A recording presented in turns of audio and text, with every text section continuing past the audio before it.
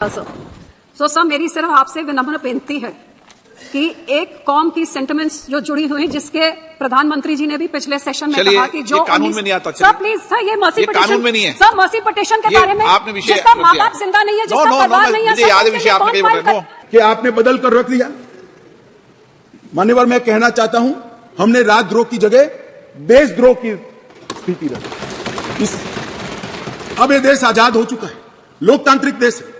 शासन की टीका तो कोई भी कर सकता है, किसी को भी करने का अधिकार है।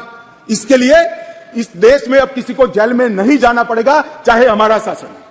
मैं फर्क समझाता रहा हूं, जो बड़े कटाक्षमय तरीके से ओवैसी साहब हंस रहे इसलिए, मगर इस देश के खिलाफ कोई बोल नहीं सकता, इस देश के हितों को कोई नुकसान कर नहीं सकता। इस देश के झंडे, इस देश की सीमाएं, इस देश के संसाधनों के साथ अगर कोई खिलवाड़ करेगा तो निश्चित रूप से उसको जेल में जाना, और जेल में जाना चाहिए। मानिए, ये हमारी सरकार का ट्रस्ट है। इस देश की सुरक्षा किसी भी की सुरक्षा से सबसे ऊपर होनी चाहिए, सुप्रीम होनी चाहिए, सबसे पहले राष्ट्रपति। इसलिए जो लोग राजद्रोह हटाकर हम देशद्रोह की धारा लाए हैं, इनको अपने विचारों के कपड़े पहनाने का प्रयास करते हैं। इसलिए मैं इस पर डिटेल में बात करता हूं। मान्यवर, आईपीसी 124C, उसमें शब्द प्रयोग था सरकार के खिलाफ की गई बात। मेरी बात ध्यान से सभी सदस्य सुने। अंग्रेजों ने बनाए हुए कानून में लिखा था 124C, सरकार के खिलाफ की गई बात।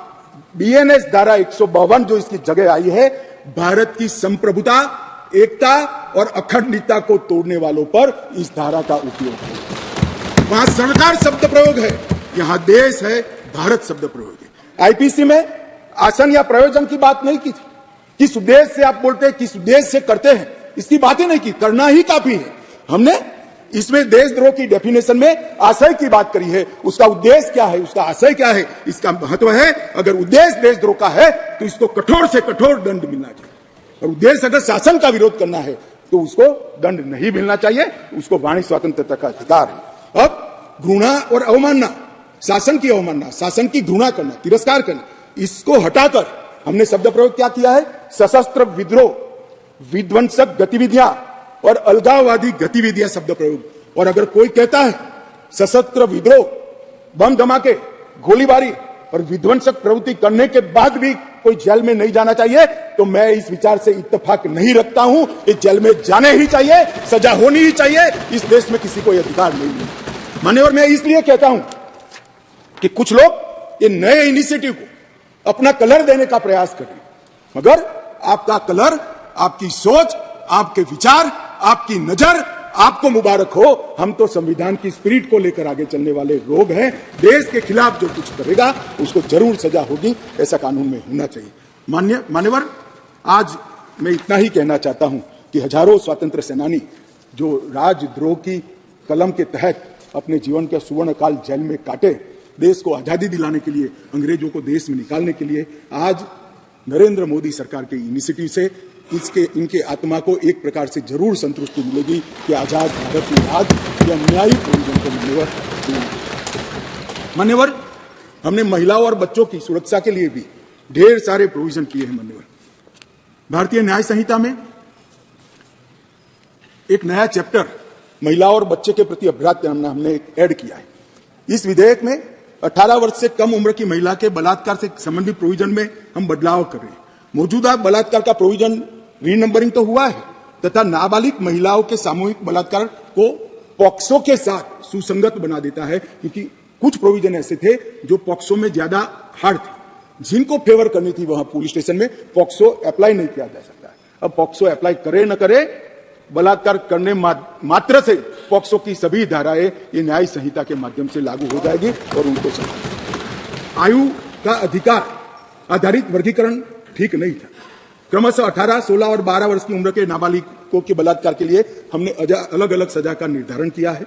18 वर्ष से कम आयु की बच्चियों के मामले में आज जीवन कारावास और मृत्यु दंड का प्रावधान हमने किया है। मान्यवर, उनको फांसी की सजा। गैंग रेप के मामलों में 20 साल की सजा या जिंदा रहने तक की सजा का प्रावधान किया है, और 18 वर्ष से कम उम्र की स्त्री के साथ बलात्कार में फिर से फांसी की सजा को हमने यहां पर रखा है। मान्यवर, बलात्कार की परिभाषा के तहत भी एक एनोमली थी। सहमति से बलात्कार में 15 वर्ष की जो आयु डाली थी उसको बढ़ाकर हमने 18 साल किया है। तो 18 साल से कम आयु की बालिका के साथ कोई भी कुछ करेगा तो माइनर रेप के दायरे में घुस जाएगा। मान्यवर, इसके बाद जेंडर न्यूट्रल कानून बना है। कई जगह पे कई सारी चीजें छूट गई थी। लड़के और लड़कियों के व्यापार जो एक घृणित अपराध है, इसमें सिर्फ लड़कियों का जिक्र था, वहां लड़कों को भी डाल दिया गया है। और आईपीसी की धारा 366A में भी नाबालिग लड़की के साथ बच्चे का भी जिक्र कर इसको जेंडर न्यूट्रल बनाने का हमने प्रयास किया है। मान्यवर, आतंकवादी कृत्य को इतने सालों के बाद 1 लाख से ज्यादा लोग आतंकवाद की बलि पर चढ़ने के बाद 75 साल के बाद पहली बार आपराधिक न्याय कानूनों में जगह देने का काम नरेंद्र मोदी सरकार को। हमारा वादा था मान्यवर इस देश की जनता को कि हम आतंकवाद के खिलाफ जीरो टॉलरेंस की नीति रखेंगे और आतंकवाद की व्याख्या ही नहीं थी। कुछ सांसदों ने, मैं बाद में जवाब देता हूं, कहा है कि यूएपीए में है, मगर जहां उनके प्रभाव वाली सरकारें थी वहां यूएपीए को लगाते नहीं थे, आतंकवादी कृत्य कर सादे गुना की सजा में निकल जाते थे। अब हमने ये मूल कानून के अंदर ही आतंकवाद का जिक्र कर ऐसे लोगों को जेल के बाहर आने का रास्ता लगभग असंभव कर दिया। मुझे मालूम है कुछ लोगों को बड़ी तकलीफ हुई, बताया भी है, मैंने भाषण पढ़े, मुझे तो आश्चर्य हो रहा है। इस देश के कानून में आतंकवाद को रोकने की धारा है और इस सम्मानीय सदन का कोई व्यक्ति उसको मानव अधिकार के नाम से विरोध करे। आतंकवाद ही मानव अधिकार का सबसे बड़ा हनन करता है। जो आतंकवाद फैलाता है, आतंकवादी कृत्य करता है, जिसका जो विक्टिम होता है, इसके मानव का अधिकार का हनन आतंकवादी कृत्य करने वाला व्यक्ति करता है और उसको कठोर से कठोर सजा मिलती है। और मुझे तो आश्चर्यचकित, मैं यहां बैठा होता तो टोकता भी, रोकता भी, प्रयास भी करता कि इसको सदन के रिकॉर्ड का हिस्सा न बनने दिया। आप एक्सपोज हो रहे हो, मगर मैं था नहीं, मैंने पढ़ा। इसका बचाव करते हैं। किस जमाने में जी रहे? अंग्रेजों का शासन नहीं है, कांग्रेस का शासन नहीं है, ये भारतीय जनता पार्टी और नरेंद्र मोदी का शासन। यहां पर आतंकवाद को बचाने की कोई दलीलें काम में नहीं ली जाएगी, परंतु इसके दुरुपयोग न हो इसके लिए इसकी व्याख्या भी हमने बड़ी स्पष्ट की। मान्यवर, इसकी व्याख्या की है, क्या की है? जो कोई भारत की एकता, अखंडता, संप्रभुता, सुरक्षा और आर्थिक सुरक्षा की प्रभुता को खतरे में डालता है और किसी भी वर्ग में आतंक फैलाने का प्रयास करता है आइदर और साइड से, उसको आतंकवादी घटना कहा जाएगा। उसका विवरण दिया है। डायनामाइट, विस्फोटक पदार्थ, जहरीले गैस, न्यूक्लियर का उपयोग, ऐसी घटनाओं में जब कोई भी मृत्यु होती है तो घटना करने वाला आतंकवादी कृत्य में लिप्त माना जाएगा। अब इसमें कहां दुरुपयोग की गुंजाइश है?